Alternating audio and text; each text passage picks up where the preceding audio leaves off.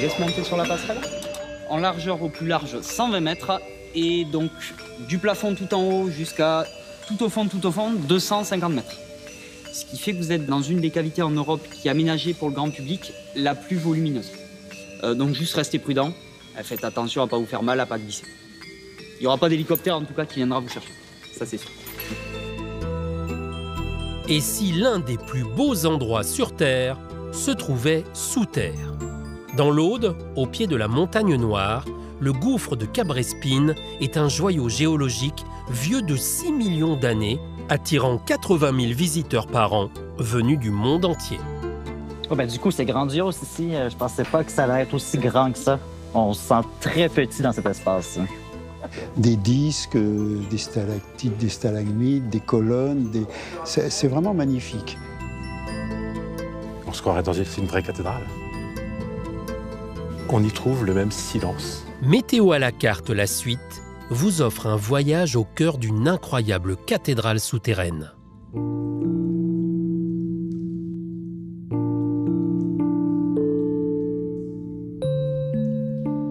On se dirige vraiment sur le balcon de verre. Ça permet d'être immergé dans cette immense salle, ce géode naturel. Et puis surtout, ça a pour but de créer une émotion, de nous donner cette sensation de vertige, puisque là, on va dominer un vide de 200 mètres avec ce plancher de verre où on aperçoit les fins fonds de cette grande cavité, où on devine cette rivière souterraine qui va s'étaler sur plus de 20 km.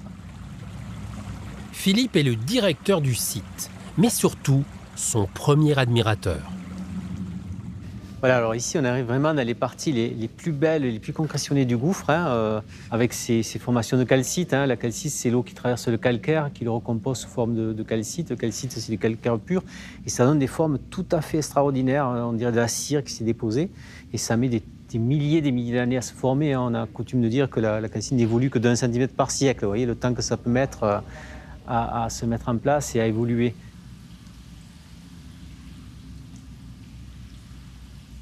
Alors là, on se dirige vers ce qu'on appelle la salle rouge, qui est la partie la plus spectaculaire avec ces cristaux d'aragonite. C'est le sein du sein des spéléologues et des amateurs du milieu souterrain.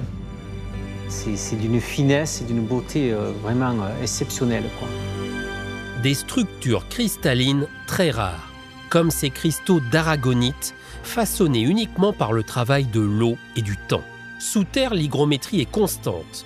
98% d'humidité, même quand la sécheresse s'installe dehors. L'eau, elle n'est pas en surface, elle est sous terre. Et là, on a la preuve que de l'eau, il y en a heureusement encore, mais elle est cachée, quoi. Ça peut être une inquiétude si on se retrouve à des hivers secs. Mais on sait que quand il pleut l'hiver, qu'il y a de la neige sur les massifs, sur le pic de Nord, ici, qui est à côté de chez nous, on sait que dans l'été, on a quand même des réserves d'eau qui nous permettent de vivre. Cette géode de cristal est unique par son volume. Plus d'1 600 000 mètres cubes qui pourrait contenir 8 fois la cathédrale d'Amiens, la plus grande de France.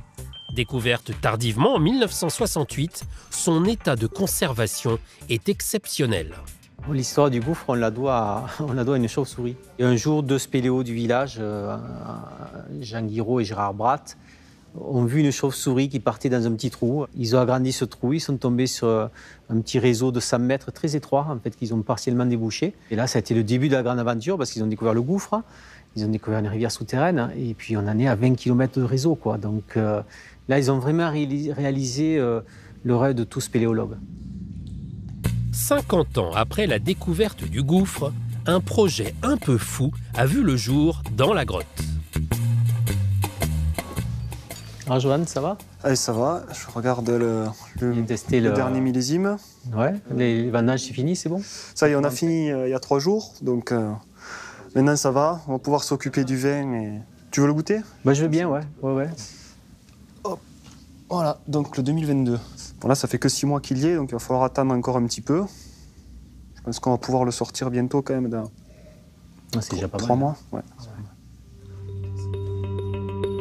Johan est vigneron. Afin de mettre en valeur sa production, il a eu une idée avec Philippe, pour le moins saugrenu, faire vieillir son vin dans ce lieu atypique. Les conditions sont optimales, autant au niveau de la température que de l'hygrométrie. On est à 14 degrés de constante, 14 degrés, avec une hygrométrie très importante, ce qui fait qu'on a très peu de part des anges, voire pas du tout. La part des anges, c'est l'évaporation qui est à travers le tonneau. Ça permet d'avoir un vin à la fois trapu et très fin. Et en fait, il y a plusieurs démarches. Joanne, c'est du vin en barrique. Il y a 2 vignerons qui font vieillir leur vin en bouteille. Et puis, on a des amphores. Le vin est en train de vieillir à l'intérieur depuis plus d'1 an. Et quand on va soutirer ce vin, on va mettre ce vin dans des bouteilles. On va les amener au fond du gouffre. On va les immerger au fond de la rivière souterraine. Et dans 1 an de plus, on va aller chercher ces bouteilles. Et on va voir ce que ça a pu donner. Éternel explorateur, Philippe est guide et spéléologue. Et cette grotte, c'est bien plus que son lieu de travail. Je suis natif du village de Cabrespine, donc j'ai toujours grandi au milieu des spéléos et puis j'avais les grottes à ma portée. Je suis tombé dedans quand j'étais petit et j'ai commencé à spéléo, j'avais 8 ans. Alors c'est une passion, donc tout ce qui est danger, appréhension, on ne le ressent pas nous. Et ce qu'on ressent, c'est vraiment cet aspect de sérénité, de tranquillité, d'apaisement. C'est-à-dire que le milieu souterrain, c'est le dernier endroit où on est tranquille sous terre. C'est-à-dire qu'on n'est pas embêté par les portables. Et c'est vraiment le monde du silence, de la tranquillité. Et ça inspire vraiment à la méditation. Et puis on ressort de là, on est vraiment ressourcé, quoi. Alors pour les plus courageux, en manque de sensations fortes ou en quête de silence, il est possible de s'enfoncer dans les entrailles du gouffre. Une aventure accompagnée par un guide pour descendre en toute sécurité. Ça va, j'ai pas trop le vertige, mais au bout de la passerelle, ouais, quand même, effectivement, vu que c'est en verre et transparent dessous, voilà, on sent un peu, effectivement, la hauteur, ouais, quand même. Donc, bon, du coup, à partir de maintenant, vous allez voir, on quitte vraiment le milieu grand public. Vous allez vite voir, ça glisse pas mal. Hein. Bon, c'est normal, c'est l'humidité du milieu qui fait ça. Donc, à partir de là, ici, on revient dans 2 heures. On est parti. À demain. Au programme, presque de l'acrobranche, mais à 250 mètres sous terre. Ce groupe de Québécois s'élance sur les tyroliennes, les ponts suspendus et la Via Ferrata avec une petite pointe d'appréhension. Un peu stressé, ouais, donc, et puis vu qu'on est dans le vide, mais c'est un bel endroit, ça change de faire de l'acrobranche dans la forêt, dans les arts classiques. Il y a quelques sensations fortes à certains endroits où il faut quand même bien respirer et prendre son temps. Ça remet en perspective, c'est très grand. Vu d'en haut, ça a l'air tout petit, mais vu d'en bas, on voit la grandeur, le plafond, c'est assez immense. Il faut faire attention où on met les pieds, où on met les mains, c'est très glissant, mais c'est super sécuritaire. Le guide nous expliquait très bien, donc vraiment une belle expérience. Faites-nous confiance, le gouffre de Cabrespine est un fabuleux voyage au centre de la Terre qui marquera certainement longtemps votre escapade dans l'Aude. C'est ma vie, quoi. C'est ma passion et mon plaisir, c'est de faire partager ce lieu au public et de continuer à le faire vivre et à l'explorer avec mes amis spéléos, quoi. L'aventure continue, on a des années d'exploration devant nous, puis on espère en laisser pour les générations futures aussi.